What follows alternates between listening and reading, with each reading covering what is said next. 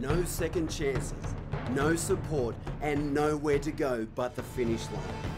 Day and night, non-stop, racing the clock as much as they race themselves.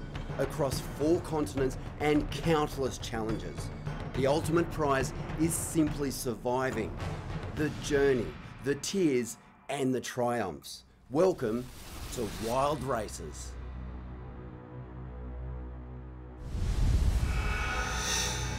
Switzerland reveals one of the most dramatic starts to an adventure yet, in a playground that's up to the task.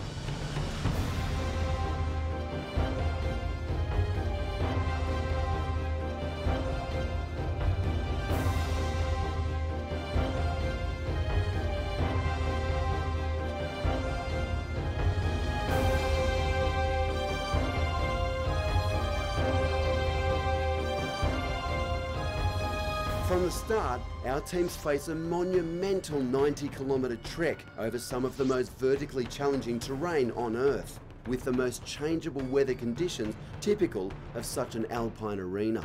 Even the most seasoned adventurers face insurmountable odds in a landscape that dwarfs anything we have seen to date.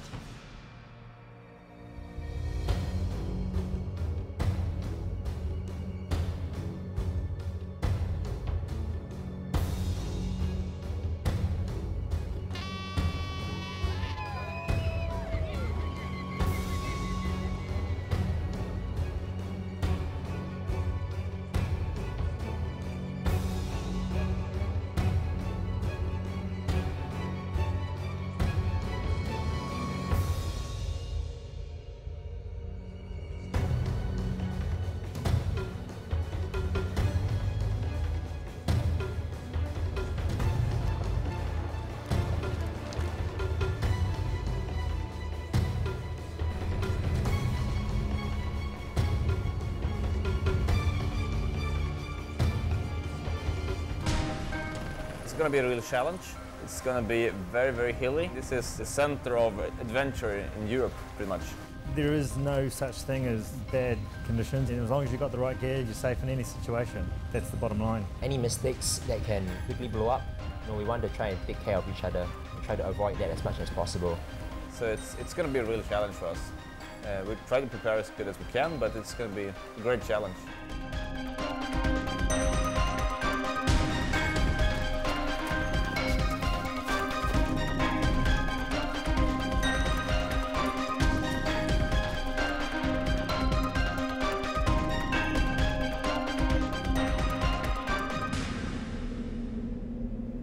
It's a long race. It's very hard to follow another team's pace.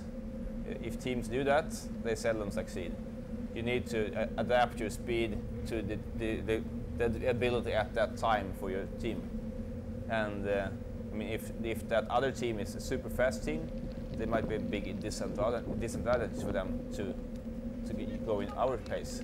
So I think over a day or two, it's going to be that issue is going to be solved.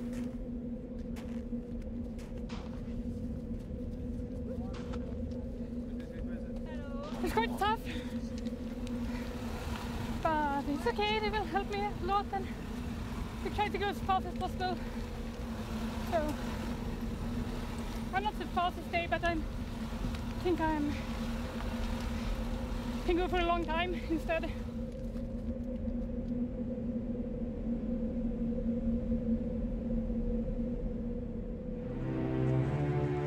Last year we didn't know really how much up and down. We hadn't seen the profile of the course, but now we have. We do quite a lot of racing in Sweden, a lot of shorter races. That's one day, 5 or 6 hours, where the navigation is really intensive and you make decisions all the time on really detailed maps. So this is quite different. Long sections and not so many checkpoints. There isn't so many places you can go. You can go on the routes, and then the rest of it's so steep you can't go there.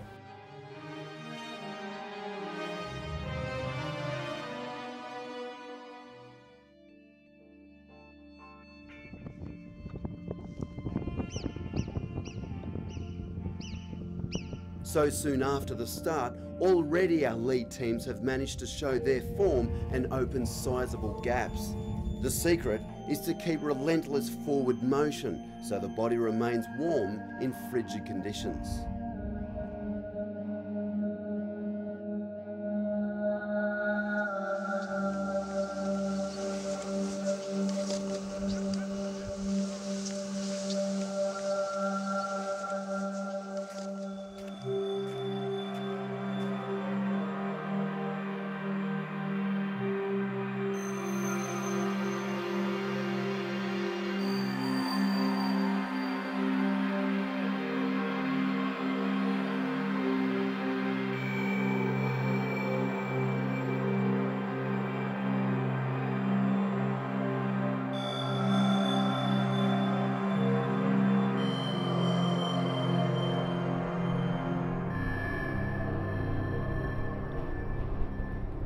Trails are pretty well marked and identifiable, so that side of it's okay.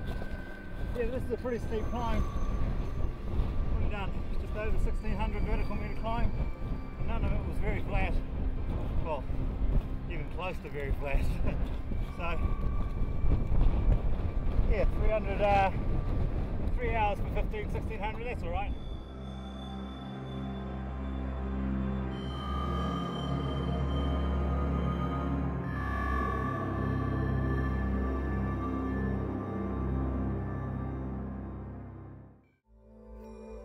Brutal. I think we've just climbed the highest hill in Singapore about 20 times. We've got Coca-Cola, so that's all we need really. We ran out of water though. Yeah, we found out water, the higher up you go, all the taps have run dry, but we're still doing our own race. There's some really fast teams out there, but us four will just stick together and I've been actually really happy. The communication's been great. Yeah.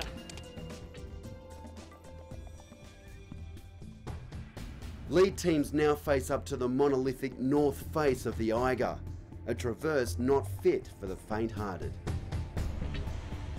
It's a great environment here for adventure racing, and well, the team was here last year, so we have a little bit of knowledge about what's coming up, and hopefully that's gonna be a good thing for us.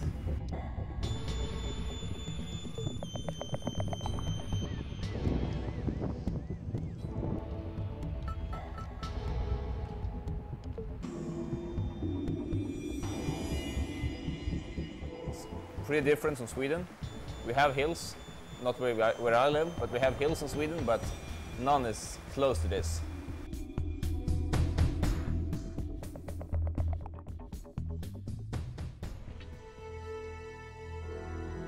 Yeah, keep on tracking and keep a steady pace. Try to rest a little bit at the kayak leg. So that's our plan. Just keep going. So we'll see what happens. I would say the most important thing is, as Robert said, the teamwork, which one of the main things is that to be very open to each other, which means that if you're not feeling very good, you have to tell your teammates very, very early and to take help. But also if you're feeling strong, to be good to your team and to help your teammates, not just going and feeling strong. Because if you're feeling strong for a whole day, you're probably not working hard enough. And the thing is, that's going to change. I mean, the guy who's feeling super strong day 1 and 2 might not be the strong guy day 4. So it means that if you're feeling super strong, try to help your teammates, and because you know that you might need that help another day. And to be very open and to change the roles within the team. That's the main thing. If you race, for example, in Scandinavia, you can go straight through the forest, almost anywhere, which in a sense makes it more difficult because it opens up to a lot of more route choices. In terrain like this, there's not so many choices. You can go 1 or maybe 2 different routes. Adventure races, compared to the shorter races, the speed is much slower, so I think it's more time for the navigators actually, compared to when you go the high speed that you can for 6 hours, then everything happens really fast.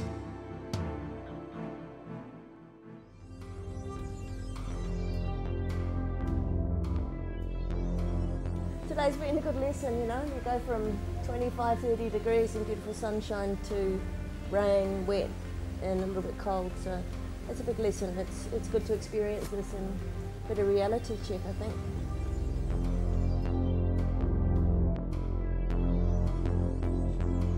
It's compact, so it's all right here. You look up, you're just surrounded by mountains. Debbie said it's the same but different. You got more permanent glacial peaks here, and famous mountains like you got your Eiger. And like Debbie said, it's pretty spectacular.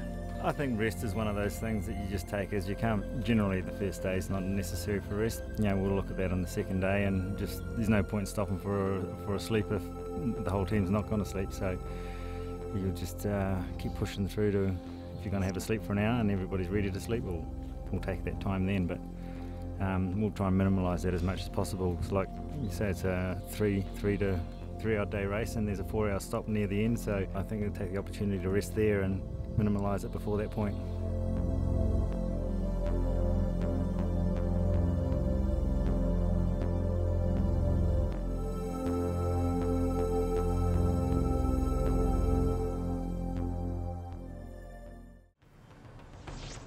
Following on from over 2 marathons on foot, teams now face a 25-kilometre kayak that offers small respite from the vertical paths just travelled.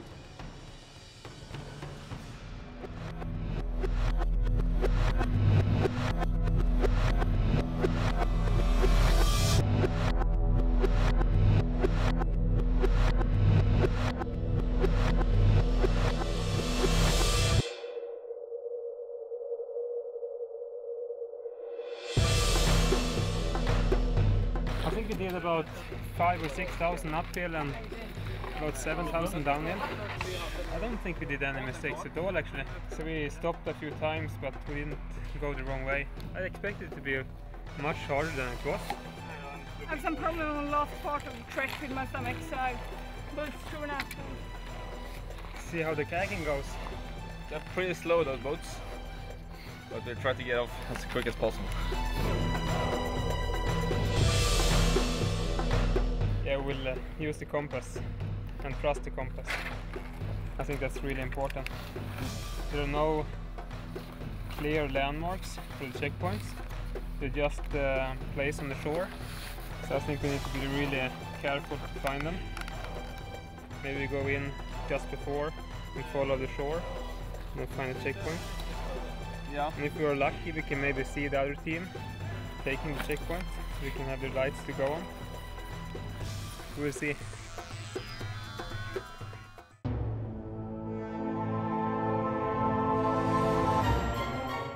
A new day dawns as teams now struggle to maintain the initial fast pace. It's been a long night.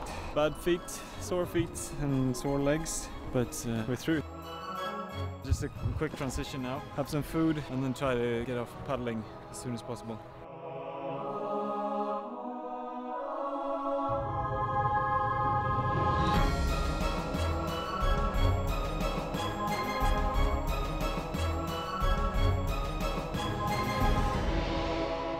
We have had some team members with really sore feet, so everything that has been downwards has been really slow for us. We have been together with the teams that are 20 minutes before us. We have been together with them almost all the night, but we have these long downhill sections. We couldn't keep up with them.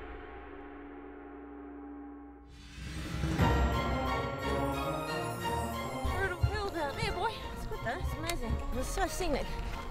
It was mind-blowing, but there's some very steep ups and some very steep downs. Yeah, maybe more brutal than we even expected. I have ranted and raved about New Zealand being pretty special, but hey, that was just phenomenal. Those mountains are something else. I mean, New Zealand is raw and doesn't have gondolas and cafes on the top of the peaks, but that was pretty special. You see the pictures, but it's nothing like being up there. Yeah, it's amazing. Secret weapon is Polly. Those sort of boats you just can't go hard because they just swing around, so it's about being efficient with your stroke. But Debs is in the back, so she'll be steering. My engine at the back.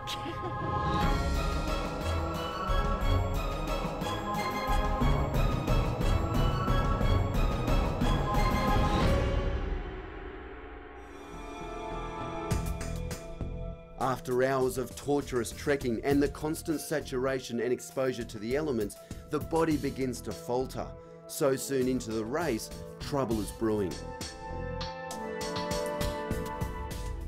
There's special bandages that we use and dressings we use, but we also use a liquid that binds any adhesive to it so it won't come off when wet. And the idea is to try and treat them so it lasts them to the end of the race, so they don't need to take it off at any time, so they don't cause any further damage to the skin. Keep on this clean mat so no dirt gets into it. I will let it breathe and then we will see. And then we'll patch them up for you. It's one of these things that we knew it was going to be wet area today, and that's what's happened. They've got this beginning of trench foot, so we get it just to dry out. In half an hour it'd be a massive difference, so it'd be good for us then to let him rest, and then he's got a canoe trail after this, so he'll get time to recover before he starts on trekking again.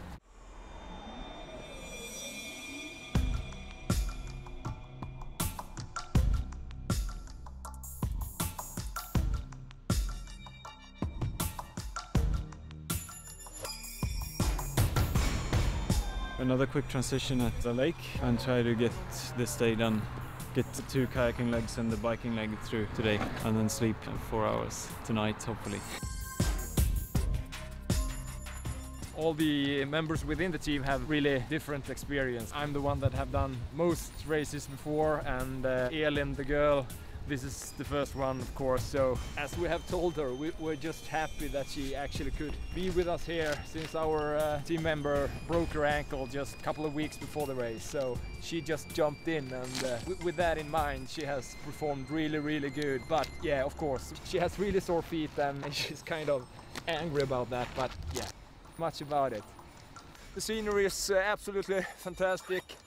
The first trek was of course really hard. We have a couple of teammates that had really sore feet, so we have been pretty fast, I think, upwards, but as soon as we have to go down, we are really slow.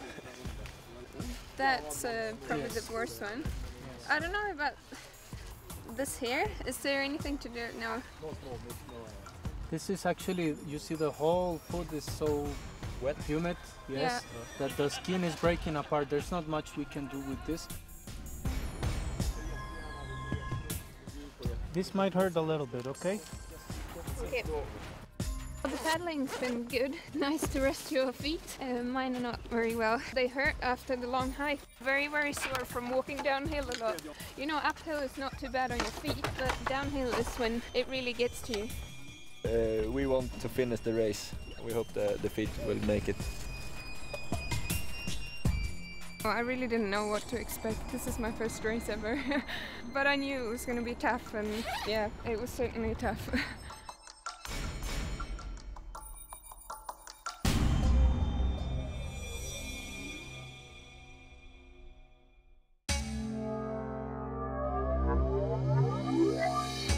Further back in the field,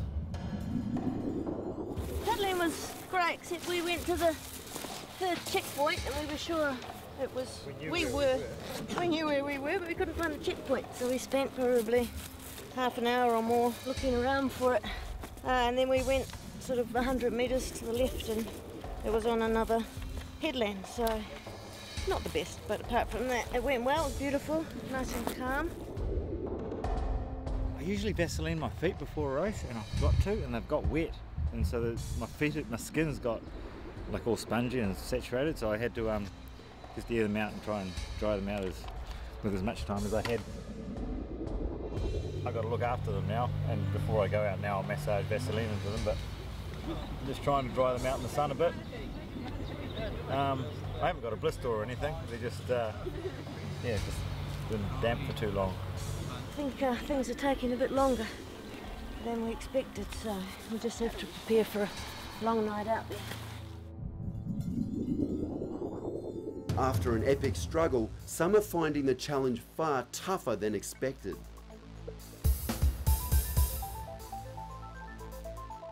We Had a few issues last night which slowed our progress a bit. Way harder than anything we've ever done before. I'm a bit scared as to what I'm gonna find when I take these off. Whoa. So now we're just looking forward to resting our poor feet and having a bit of a paddle on this beautiful lake here. Yeah, I think it's a really great experience for all of us because we are not really prepared for this kind of environment.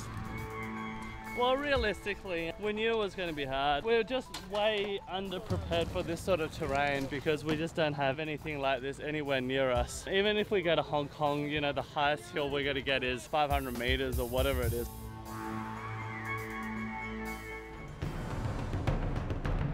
Team Silver, having led out hard, are pushing towards the lead, whilst most of our adventurers are struggling after conquering such extremes of vertical terrain. Next week, the Alpine adventure continues with teams facing up to even more vertical terrain, unimaginable biking and testing waterways. What confronts the human spirit is a challenge beyond any we have witnessed before. For some, it's just a matter of finding the best within a testing situation. I've had fall asleep and hoping my butt's not too uncomfortable.